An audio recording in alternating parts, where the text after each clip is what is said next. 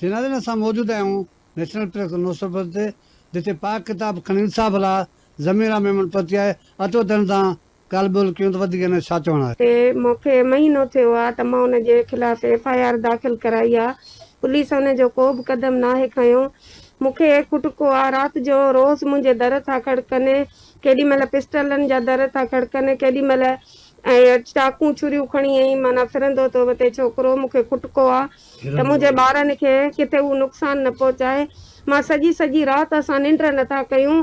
असां सां इंसाफ़ छो कोन थियो आहे। मां IG सिंध खां SSP नौशहर फिरोज़ खां मुतालबो थी कयां त मां हथ ॿधी अर्ज़ु थी कयां त हिन क़ुर शरीफ़ जे सदके में मूंसां इंसाफ़ कयो वञे। ज़मान उमराणीअ जे ख़िलाफ़ कार्रवाई करे उनखे गिरफ़्तार कयो वञे। असां ॾाढो परेशान थिया आहियूं। FIR थियण जे बावजूद बि हुनखे पुलिस गिरफ़्तार नाहे करे सघी।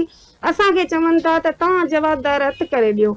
अगरि असां जवाबदार पुलिस खे हथु करे ॾियूं त पोइ पुलिस छा थी करे। मां न त अॼु जो अॼु पंहिंजे ॿारनि सां मां पंहिंजो पाण खे असां हिते प्रेस क्लब जे अॻियां पंहिंजो पाण खे साड़े छॾींदासीं जेसि ताईं असां सां इंसाफ़ नथो थिए, छोकिरे खे गिरफ़्तार नथो कयो वञे तेसि ताईं असां घर बि न वेंदासीं।